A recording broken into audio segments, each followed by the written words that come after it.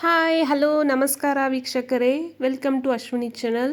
ನಾನಿವತ್ತು ಪರ್ಫೆಕ್ಟಾಗಿ ಕುರುಡ್ಗಿ ಸಂಡಿಗೆ ಮಾಡೋದನ್ನ ಹೇಳ್ಕೊಡ್ತಾ ಇದ್ದೀನಿ. ಇಲ್ಲಿ ನೋಡಿ ಎಷ್ಟು ಚೆನ್ನಾಗಿ ಸೌಂಡ್ ಬರ್ತಾ ಇದೆ. ಮನೆಯಲ್ಲೇ ಸುಲಭವಾಗಿ ನಾವು ಕೆಜಿಗಟ್ಟಲೆ ಕುರುಡ್ಗಿ ಮಾಡಿಕೊಂಡು ಇಟ್ಕೋಬಹುದು. ಮೊದಲಿಗೆ ನಾವು ರೇಷನ್ ಅಕ್ಕಿ ಅಥವಾ ಸೊಸೈಟಿ ಅಕ್ಕಿ ಇರುತ್ತಲ್ಲ, ಅದನ್ನು ಒಂದು ಬಟ್ಟೆಯಿಂದ ಚೆನ್ನಾಗಿ ಒರೆಸ್ಬಿಟ್ಟು ಆಮೇಲೆ ಅದನ್ನು ಮಿಲ್ಗೆ ಹಾಕ್ಸ್ಕೊಂಡು ಹಿಟ್ಟು ರೆಡಿ ಮಾಡ್ಕೊಂಡು ಇಟ್ಕೋಬೇಕು. ಇದಕ್ಕೆ ಸ್ವಲ್ಪ ಹಪ್ಪಳದ ಖಾರ, 1 kg ಹಿಟ್ಟು ಇತ್ತು ಅಂದರೆ 1 ಟೇಬಲ್ ಸ್ಪೂನಷ್ಟು ನೀವು ಹಪ್ಪಳದ ಖಾರ ಹಾಕಬೇಕು, ಜಾಸ್ತಿ ಹಾಕಬಾರ್ದು. ಸ್ವಲ್ಪ ಓಂಕಾಳು ಬೇಕಂದರೆ ಓಂಕಾಳು ಹಾಕ್ಕೊಳ್ಳಿ, ಸ್ವಲ್ಪ ಜೀರಿಗೆ, ಉಪ್ಪು, ಕಲರ್ ಬೇಕಂದರೆ ಕಲರು.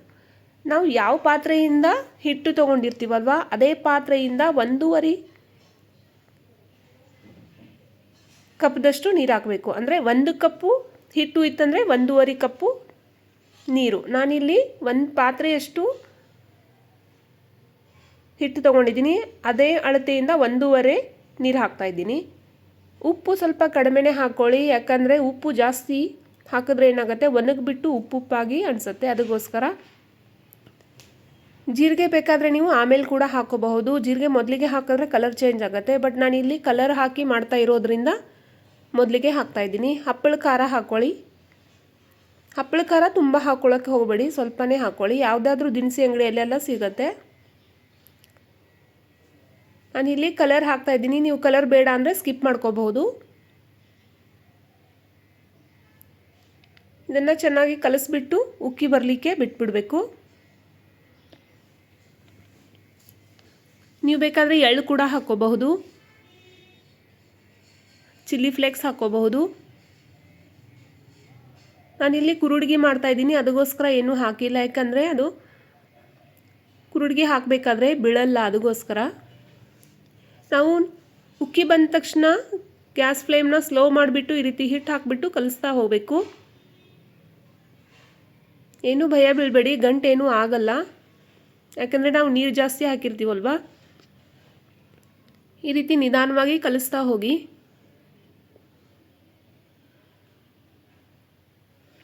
ನೀವು ಸ್ಟಾರ್ಟಿಂಗ್ ಮಾಡ್ತಾ ಇದ್ದಿದ್ರೆ ಸ್ವಲ್ಪ ಸ್ವಲ್ಪ ಮಾಡಿಕೊಂಡು ಟ್ರೈ ಮಾಡಿ, ಯಾಕಂದರೆ ಇದು ತಿರುಗಿಸ್ಲಿಕ್ಕೆ ಸ್ವಲ್ಪ ಕೈ ನೋವು ಬರುತ್ತೆ. ಒಂದು 5 ನಿಮಿಷ ಅಷ್ಟೇ ನಾವು ಈ ರೀತಿ ಕಲಿಸ್ಕೊಂಡು ಗಂಟಿಲ್ಲದೆ ಇರುವ ಹಾಗೆ ತಿರುಗಿಸ್ಬಿಟ್ಟು ಮುಚ್ಚಿಟ್ಬಿಟ್ರೆ ಆಯಿತು.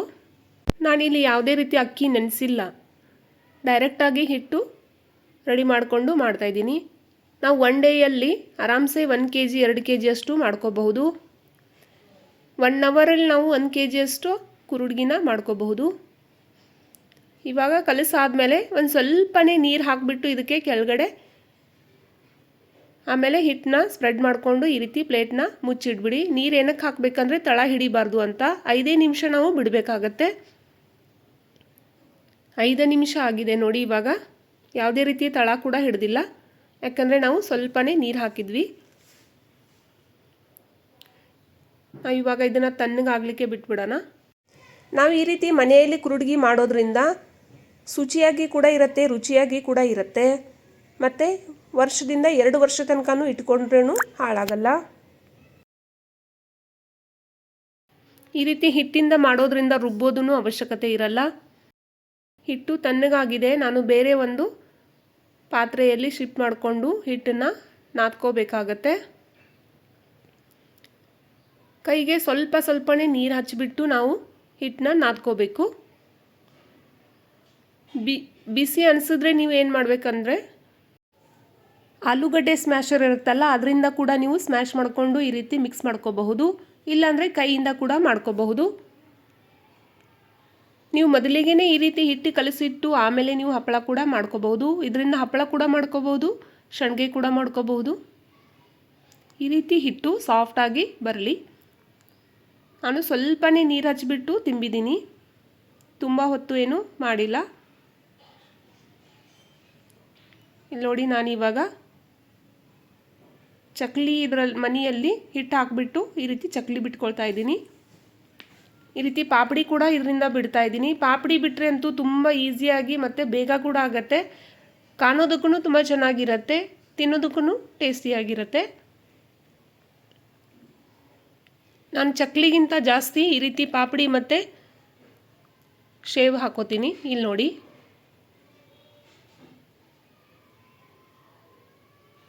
ಈ ರೀತಿ ಸೇವ್ ಹಾಕ್ಕೊಳ್ಳಿ. 2 ದಿನದಲ್ಲಿ ಒಣಗಿ ಹೋಗುತ್ತೆ. ನೀರಿನ ಅಂಶ ಕಡಿಮೆ ಇರುತ್ತಲ್ವ, ಅದಕ್ಕೋಸ್ಕರ. ನಾವು ಅಕ್ಕಿ ನೆನೆಸ್ಕೊಂಡು 3-4 ದಿನ ಆಮೇಲೆ ರುಬ್ಕೊಂಡು ಮಾಡೋದು ತುಂಬ ಕಷ್ಟ ಆಗಿಬಿಡತ್ತೆ. ಈ ರೀತಿ ಮಾಡಿದ್ರೆ ತುಂಬ ಈಸಿಯಾಗಿ ಬೇಗ ಕೂಡ ಆಗುತ್ತೆ. ಕುರುಡ್ಗಿ ಮಾಡಿದ 2 ದಿನದಲ್ಲಿ ನೀವು ಫ್ರೈ ಮಾಡ್ಕೋಬಹುದು.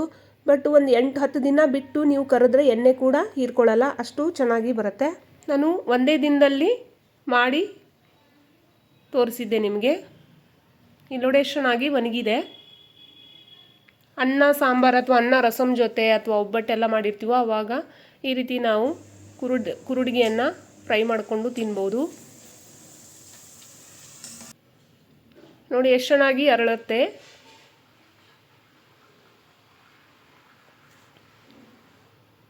ನನ್ನ ಯೂಟ್ಯೂಬ್ ಚಾನಲ್ನ ಸಬ್ಸ್ಕ್ರೈಬ್ ಮಾಡಿಲ್ಲ ಅಂದರೆ ಸಬ್ಸ್ಕ್ರೈಬ್ ಮಾಡ್ಕೊಳ್ಳಿ, ಬೆಲ್ ಬಟನ್ನ ಪ್ರೆಸ್ ಮಾಡ್ಕೊಳ್ಳಿ. ಎಣ್ಣೆಲಿ ಹಾಕಿದ ತಕ್ಷಣ ಎಷ್ಟು ಚೆನ್ನಾಗಿ ಅರಳಿದೆ ನೋಡಿ.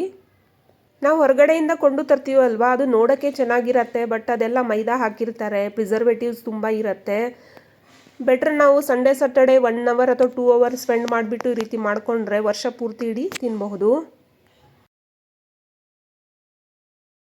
ನಾನು ಪಾಪಡಿ ಕೂಡ ಹಾಕಿ ತೋರಿಸ್ತಾ ಇದ್ದೀನಿ ನೋಡಿ. ಮಕ್ಕಳಂತೂ ತುಂಬ ಇಷ್ಟಪಟ್ಟು ತಿಂತಾರೆ ಈ ರೀತಿ ಪಾಪಡಿ. ನೀವು ಇದಕ್ಕೆ ಖಾರ ಏನಾದರೂ ಹಾಕಿದ್ರೆ ಅಥವಾ ಚಾಟ್ ಮಸಾಲ ಮೇಲ್ಗಡೆ ಹಾಕಿಬಿಟ್ಟು ಕೊಟ್ಟರೆ, ಹೊರಗಡೆಯಿಂದ ಚಿಪ್ಸ್ ತಂದು ಕೊಡೋಕ್ಕಿಂತ ಈ ರೀತಿ ಹೆಲ್ದಿ ಕೊಟ್ಟರೆ ತುಂಬ ಟೇಸ್ಟಿಯಾಗಿಯೂ ಇರುತ್ತೆ, ಹೆಲ್ದಿ ಕೂಡ ಇರುತ್ತೆ. ಅನ್ನದಿಂದ ಮಾಡಿರುವ ಹಪ್ಪಳ ಕೂಡ ನನ್ನ ಯೂಟ್ಯೂಬ್ ಚಾನಲಲ್ಲಿ ಅಪ್ಲೋಡ್ ಇದೆ, ಅದು ಕೂಡ ನೀವು ವೀಕ್ಷಿಸಬಹುದು. ಇಲ್ಲಾಂದರೆ ನಾನು ಡಿಸ್ಕ್ರಿಪ್ಷನ್ ಬಾಕ್ಸಲ್ಲಿ ಲಿಂಕ್ ಹಾಕಿರ್ತೀನಿ, ಅಲ್ಲಿ ನೀವು ನೋಡಬಹುದು. ನಿಮ್ಮೇನಾದರೂ ಸಮಸ್ಯೆ ಇದ್ದರೆ ಕಮೆಂಟ್ ಬಾಕ್ಸ್ ಮುಖಾಂತರ ಕೇಳಬಹುದು. ರುಚಿ ರುಚಿ ಅಡುಗೆ ಮಾಡ್ತಾಯಿರಿ, ತಿಂತಾಯಿರಿ, ತಿನ್ನಿಸ್ತಾಯಿರಿ, ಹೆಲ್ದಿಯಾಗಿರಿ. ನನ್ನ ವಿಡಿಯೋ ಇಷ್ಟ ಆದಲ್ಲಿ ಲೈಕ್ ಮಾಡಿ, ಶೇರ್ ಮಾಡಿ. Thanks for watching my video.